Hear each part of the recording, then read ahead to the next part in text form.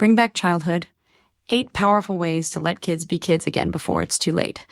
In an age where children's schedules are as packed as a CEO's calendar, where playgrounds are being swapped for iPads, and where even 5-year-olds feel the pressure to perform, it's time we ask a crucial question. Are we letting kids be kids anymore? Helen Connolly, South Australia's retiring commissioner for children and young people, spent years listening to the voices that matter most, the children themselves. Her message upon stepping down is both clear and urgent. Let children be children again. Not test scores, not trophies, not data points, just kids, laughing, playing, learning, and exploring. In this blog, we unpack Helen's heartfelt plea, explore the why behind each point using psychological principles, and most importantly, offer real ways you can help kids reclaim the joy, curiosity, and freedom of childhood. 1. Slow the pace. Childhood shouldn't feel like a race. Many kids today are living in fast forward. School days followed by tutoring, sports, music lessons, therapy sessions, and structured enrichment activities, all often in the name of giving them a head start. But at what cost? Real-life snapshot. A 9-year-old told Helen, "I just want a day where I can lie on the grass and look at the clouds." Deeper insight. The developing brain requires downtime to consolidate learning and manage stress. When we overschedule children, they operate in a constant state of cognitive load, leaving little room for creativity or emotional self-regulation. What you can do: create do-nothing afternoons, no screens, no goals, replace one scheduled activity with open play. Watch your child. When they're cranky, clingy, or distracted, they might not need discipline, they might need rest, too. Listen deeply. Their voices deserve our ears. Too often adults speak to children instead of with them, but children are astute observers of the world. When they aren't heard, they retreat, or worse, they rebel. A child's voice? I have ideas too, but no one listens because I'm little. Deeper insight. Being listened to activates the prefrontal cortex, the brain region responsible for logic, empathy, and future planning. Listening is not just respectful, it wires the brain for resilience and confidence. What you can do: replace "because I said so" with "what do you think?" At dinner, ask, "What would you change if you were principal for a day?" Even when you disagree, validate. "I hear you. That makes sense." 3. Protect the power of play. It's not optional. It's essential. Play is not just downtime. It's brain-building time. When kids make up games, build imaginary worlds, or role-play with dolls, they're practicing empathy, planning, leadership, and negotiation. Real-life snapshot. A group of kids Helen met had invented a mud cafe where sticks were straws and stones were currency. No adults guided them, and yet the cooperation was astounding. Deeper insight. Free play strengthens executive functioning, encourages social problem solving, and builds emotional agility. Children learn more in 10 minutes of spontaneous play than in hours of drills. What you can do: create a play zone at home, cardboard boxes, art supplies, old clothes. Allow for rough and tumble within safe limits. It helps kids regulate aggression. Resist the urge to fix their game or lead their pretend world. Let them lead. 4. Reintroduce nature, the forgotten playground. Modern childhood has moved indoors.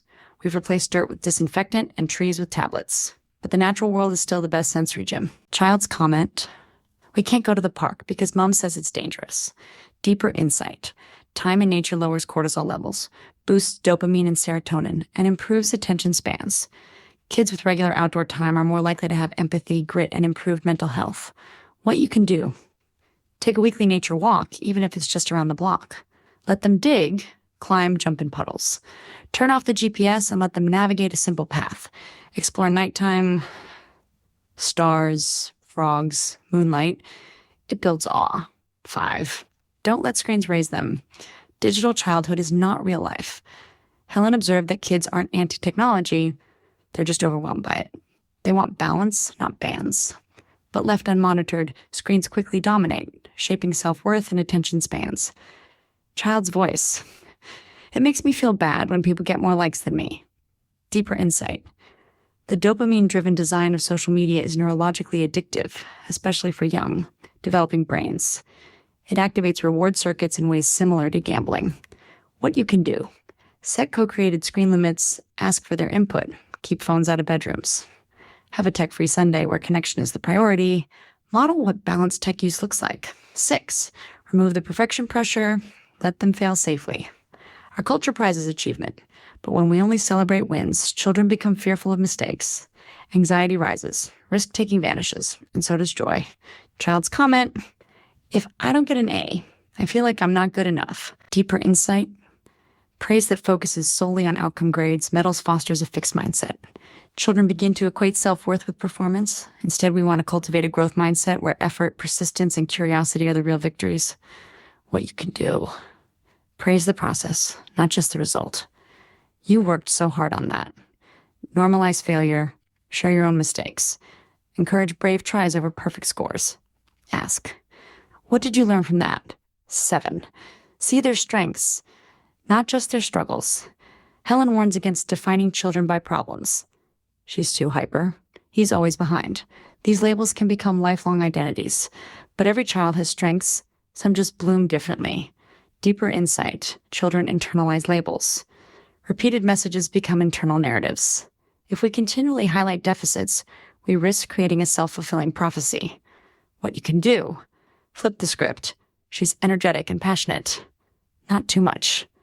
Ask teachers, what do you love most about my child? Reflect back moments of kindness, bravery, or creativity, even small ones. 8. Create a circle of support. Childhood is a collective responsibility. A child raised in isolation is a child more vulnerable to stress, disconnection, and mental health struggles. Helen's vision is clear. It takes a community to raise healthy, thriving children. Child's voice. I wish my neighbors knew my name. Deeper insight. Humans are wired for interdependence. Children thrive when surrounded by varied role models, grandparents, mentors, coaches, librarians, neighbors.